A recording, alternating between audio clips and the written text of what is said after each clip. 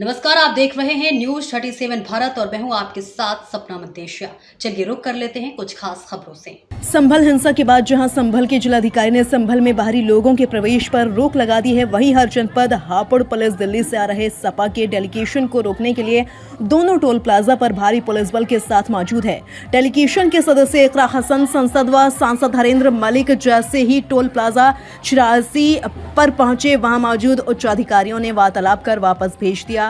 रुकने के दौरान डेलीगेशन की मेंबर कैराना की सांसद इकरा हसन से मीडिया से बातचीत हुई। सांसद ने बातचीत के दौरान सांभर हिंसा को नींद नहीं बताया। मैं मौजूद हूं उस जगह जहां संभल हिंसा के बाद बाहरी नेताओं को रोक दिया गया। संभल में रोकने के लिए सार्थक प्रयास के लिए और अन्य जिलों की फोर्स को लगा करके टोल प्लाजा पर आने वाले डेलीगेशनों को रोका जा रहा है। यानी कि जनपद हापुड़ और हापुड़ की उस टोल प्लाजा पर गढ़मुक्तेश्वर पर, इससे पूर्व में टोल प्लाजा छिजारसी पर जहां सभा के डेलीगेशन को रोका गया था।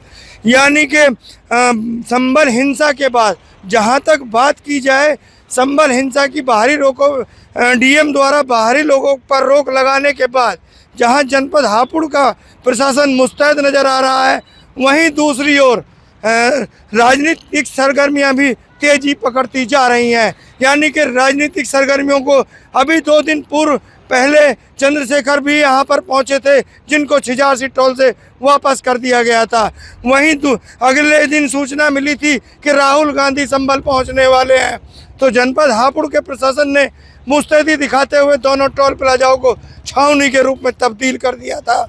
उसी के अगले दिन अब समाजवादी पार्टी के राष्ट्रीय अध्यक्ष ने एक डेलीगेशन बनाया और उस डेलीगेशन को संभल के लिए रवाना किया।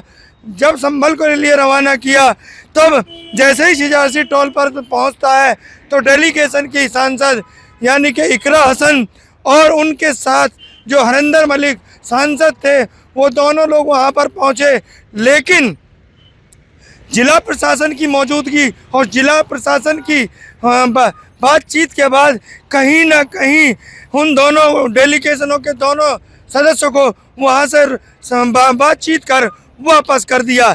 यानी कि संभल में कोई नहीं जाएगा, इसके आदेश को कहीं ना कहीं हापुड़ पुलिस मुस्तैदी से निभा रही है। अजद चौधरी, हापुड़। संभल जा रहे थे, हमारी पार्टी की डेलीगेशन जा रही है और हम कोशिश कर रहे थे कि हम वहाँ पहुँच सके। जो वहाँ पर घटना हुई है, जो हिंसा हुई है वहाँ प्रशासन द्वारा, उसका सही जायजा लेके कौन अधिकारी इन्वॉल्व थे, कौन कौन लोग इस मामले में, इस घटना को किन लोगों ने अंजाम दिया, उसकी जानकारी लेकर हम अपने राष्ट्रीय अध्यक्ष जी को सौंपने वाले थे और उस पर कार्रवाई भी करने की मांग करते। उसी के लिए हम पहुंच रहे थे। लेकिन जैसा आप देख रहे हैं, पहले 30 तारीख तक हमें बोला गया कि कोई नहीं जा सकता, इसलिए हमने आज का प्रोग्राम बनाया था। लेकिन आज भी हमें रोका जा रहा है। अब 10 तारीख तक इन्होंने रोकथाम रखी है। यहाँ पे 3 सांसदों को गाजियाबाद में रोक दिया गया है। जी हाँ, सबको अलग अलग जगहों पर, 15 लोग की डेलीगेशन थी, अलग अलग जगहों पर रोका जा रहा है। हमें समझ नहीं आ रहा कि लोकतंत्र में इस तरीके से कैसे ये रोक के अपना काम कर सकते हैं। जी। तो आपके जो लखनऊ में नेताओं को नजरबंद कर दिया गया है, हाउस अरेस्ट कर दिया गया है। हाँ जी, सबको अलग अलग जगहों पे 15 लोगों का डेलीगेशन था, इसलिए सबको अलग अलग जगह पर रोका गया है। तो आगे की क्या रणनीति रहेगी आपकी? आगे देखिए, जैसे ही हमें बंदिश खुलेगी हम वहाँ पर पहुंचेंगे जरूर, और सबसे पहले जायजा लेकर। और वैसे भी हमें फोन के माध्यम से भी लोगों से संपर्क हो रहा है, तो जानकारी तो है, लेकिन हम वहाँ पर पहुंचकर अपने लोगों की हिम्मत बढ़ाना चाहते थे। और जो कार्रवाई है उसकी मांग हम लगातार कर रहे हैं। संसद चलने नहीं दी जा रही है, लेकिन जैसे ही संसद में मौका मिलेगा, सबसे पहले हम, जब तक संभल के मुद्दे पर बात ना हो, हम चैन से नहीं बैठेंगे। सरकार ने इसमें जांच कमेटी गठित करी है। जी हाँ, और हमारी यही मांग है कि इसमें जांच कमेटी में जो अधिकारी हैं, जिनकी लापरवाही की वजह से 5 लोगों की जान गई है, जिन्होंने हत्या करी है, उन पर भी सख्त से सख्त कार्रवाई हो।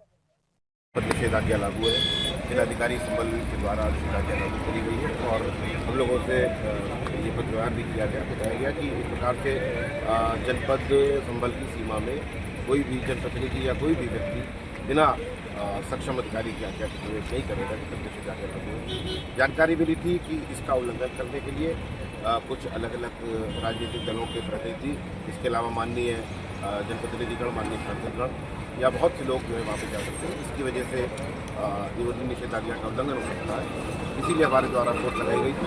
मैं आपको बताना चाहूँगा कि छिजारसी टोल पर माननीय सांसद को रोका गया और उनसे अनुरोध किया गया, उनको बताया गया कि निषेधाज्ञा लागू है, उसका उल्लंघन करना ठीक नहीं है। तो उनको समझाया गया और उनको सम्मानपूर्वक उनको वापस जाने के लिए कहा गया, जिस पर उन्होंने हमारा अनुरोध स्वीकार किया और वापस ली गई। इसी प्रकार से कुछ को अन्य जनपदों में भी रोका गया, तो माननीय सांसदगण विधायकों को और जनप्रतिनिधियों को। मैं इसीलिए यहाँ पर फोर्स लगा हुआ है और हम लोगों के द्वारा ये कार्रवाई